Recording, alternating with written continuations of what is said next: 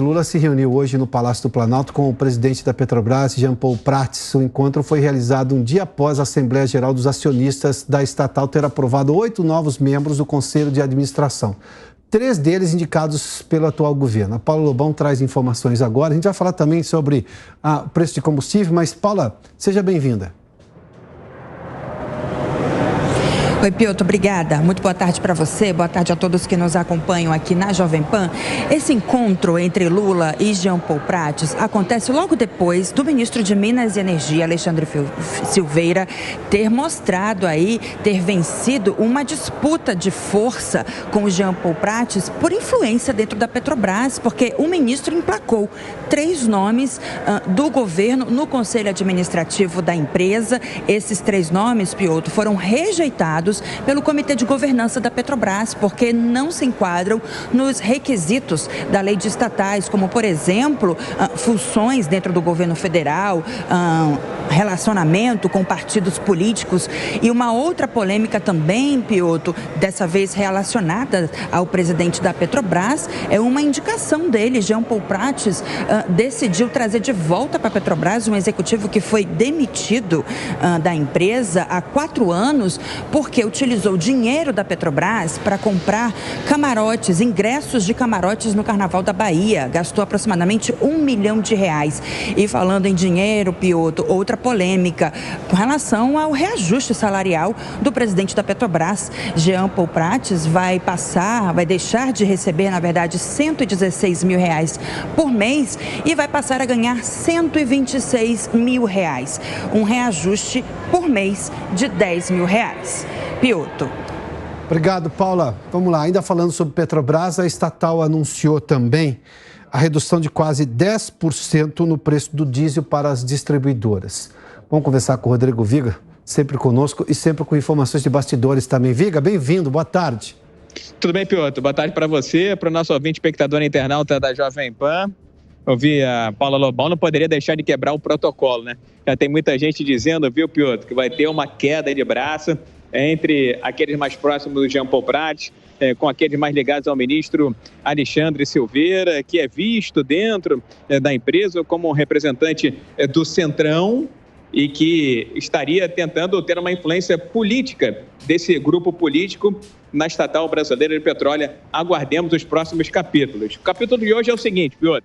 Na verdade, é o de amanhã, mas anunciado hoje. Redução no preço do diesel de quase 10%, 9,9% nas refinarias da Petrobras. Era algo já esperado, a gente vinha falando isso desde a semana passada. A Petrobras segurou um pouquinho e anunciou nesta sexta-feira, valendo a partir deste sábado. 4º corte no ano, já acumula 23% de redução o diesel, que é aquele combustível que movimenta o país. Essa redução de 9,9% representa uma redução de 38 centavos na prática. O litro do diesel, a partir de amanhã, começa a ser vendido a R$ 3,46. Para muitos, foi um corte conservador. É o caso do Adriano Pires, do Centro Brasileiro de Infraestrutura. Segundo ele, havia espaço para mais. Afinal de contas, a defasagem era de 17% e a Petrobras está reduzindo agora em quase 10%. A conjuntura está favorável. Cortar é sempre mais fácil, né, Piotr? Reduzir é sempre mais fácil, aumentar é sempre mais difícil, ainda mais com esse discurso que anda imperando por aí. O fato é que a Petrobras está se adequando ao câmbio, está se adequando também ao Brent, que é o barril do petróleo referência no mercado internacional, e a competição do mercado. Chegou aquele volume expressivo de diesel russo para competir, para brigar por mercado com o diesel produzido pela Petrobras, e o diesel da Rússia é mais barato. Segundo Adriano Pires, em princípio, a Petrobras, apesar de todo o discurso, continua aplicando a política de paridade de importação. Resta saber até quando. Na visão dele, foi uma redução relativamente conservadora. Vamos ouvi-lo na Jovem Pan. Essa redução vai de encontro à política de paridade internacional que vem sendo executada pela Petrobras desde a época do presidente Michel Temer. Essa queda é função de preço de Brent, que reduziu, o câmbio também tem uma certa estabilidade. Então agora o diesel está mais ou menos com a paridade, um pouquinho ainda a maior que o mercado nacional, mas quase nada.